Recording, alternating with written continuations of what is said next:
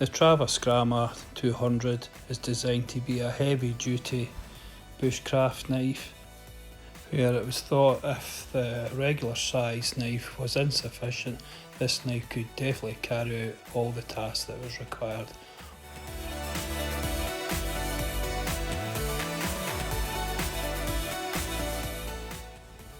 Here we see the large oversized handle with the plastic sheath that it comes in, with some jimping here at the front to help release the knife from the sheath.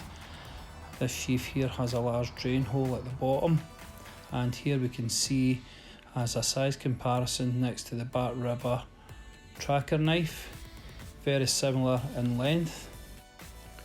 The blade has multiple edge geometries. The first 2 inches or 5 centimeters is ground much steeper at 25 degrees, where the main part of the blade is ground at 34 degrees for heavier chopping tasks. Hi everybody on YouTube, welcome back to the channel, and anybody who's just popping in for a visit.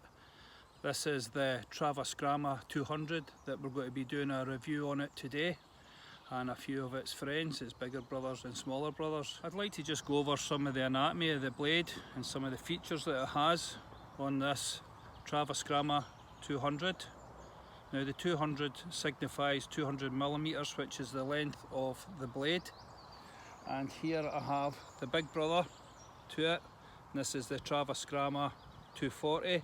So as you can see, it's just slightly larger. And here's its little brother, the Jaakaripuukko 110. Right, starting here from the rear, you can see it has a large lanyard hole here, and also to the front, which is done through the milling process and the heat treatment. These holes are created, and this lanyard hole is really good for striking when the knife itself is stuck into large logs when battening. So I like that for that. And also I have a friction-free socket that I can fit in this hole and use it for my bow drills. Coming on to the handle, it has a large handle, oversized handle. I have an extra large hand, and you can see we've got plenty of space still here to the rear of the blade for another finger to go in. It has a large heavy duty textured rubber handle, which offers quite a bit of thermal properties when it's cold outside. Terava Skrama 200 has another room for another finger here when holding it, and the Jaakaripuukko, my pinky, goes all the way to the bird's beak end of the handle. So it's a much larger handle with the Terava Skrama 200, and for that reason alone I really like it. So here's the difference between the Terava Skrama 200 here in the left and the 240 in the right, is we have an extra index groove here at the front, which can take 2 fingers on the 240. Okay, where the Terava Skrama 200 doesn't have that. So the 240 is basically a handle and a half. It's almost 2 hands for me if I had to go right up to the very end. Where the Terava Skrama 200 is 1 and a bit.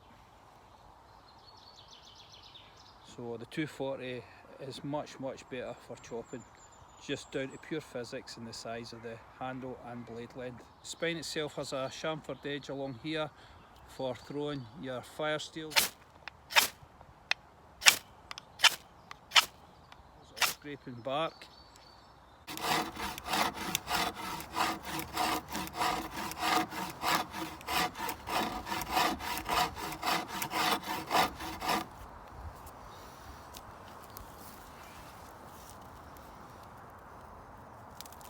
And you can see the blade itself has a Scandi edge overall.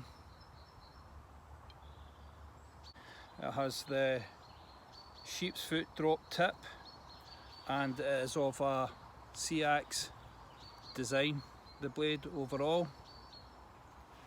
It has different blade geometries. So the first 5 centimetres from this area here to this area here, it has a Scandi edge of 25 degrees, and from this area here to the tip, the blade has been ground at 34 degrees to give it much more endurance for chopping.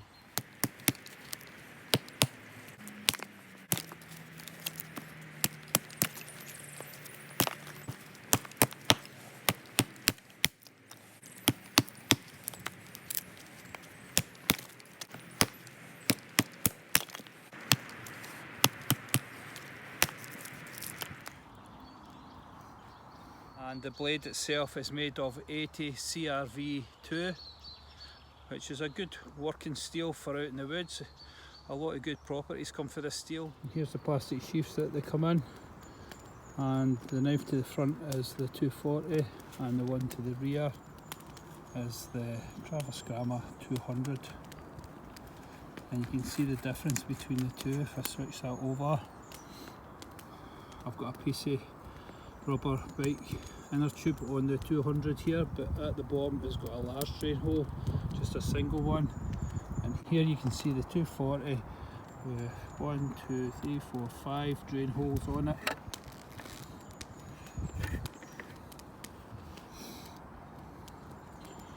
And that's the plastic sheath that they come in. And these plastic sheaths act as inners to the leather sheaths that you can purchase separate, and which are much more expensive.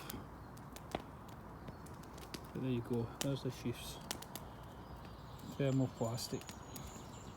They do a sufficient job, and especially the large model, it's easy to fit into your side pouch of your Bergen.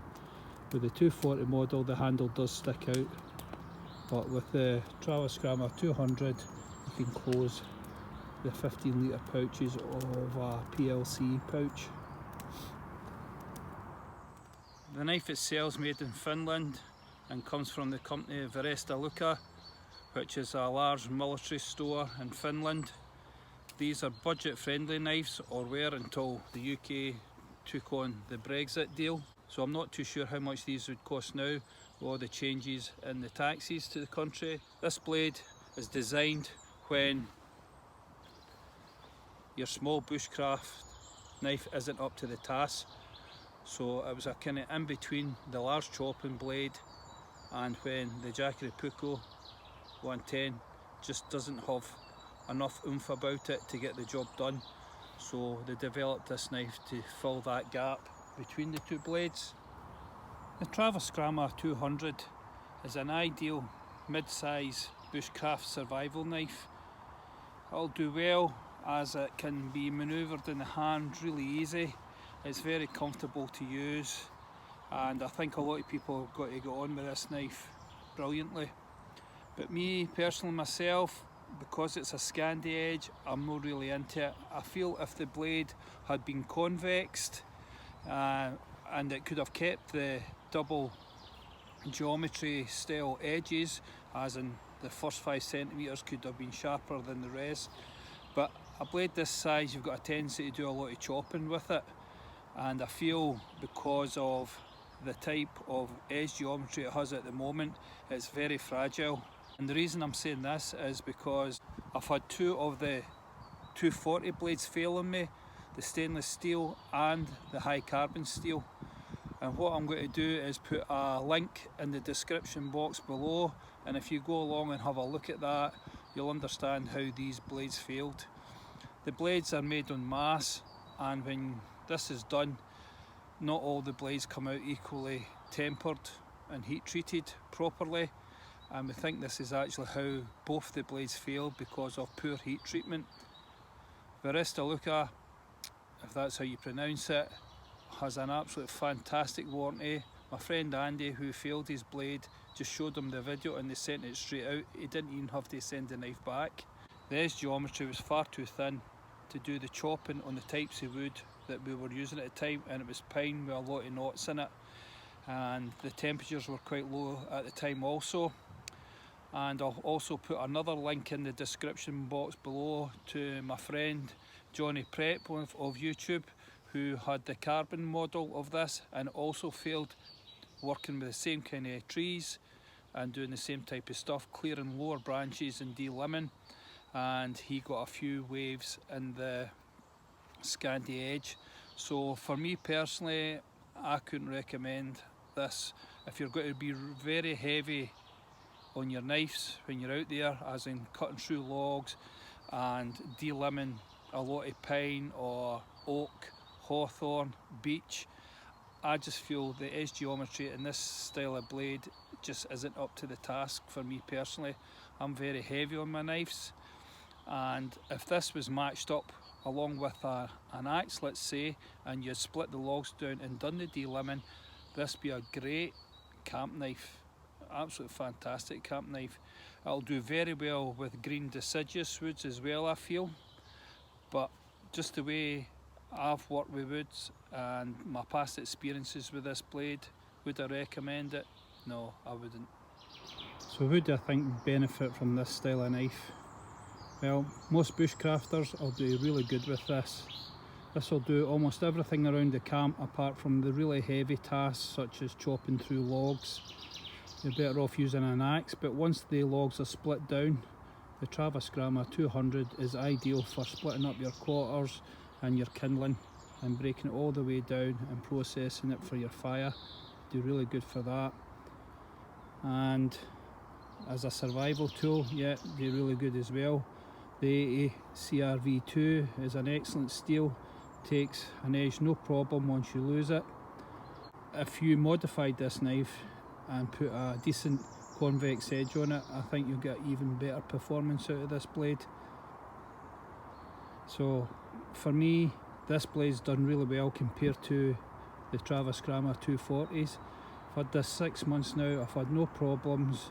It's done everything around the camp for me, even battening wrist thick logs.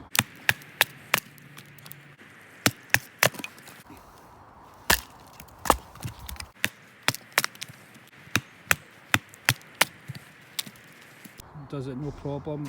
So I think maybe in the past it's just been poor heat treatment that's let the two blades down, the stainless steel and the carbon of the 240 models. But with this model I've had no complaints. So yeah, I could definitely recommend this one. Right, thanks everybody for coming along to the channel. Please like, share and subscribe, and I'll catch you all in my next video. Cheers.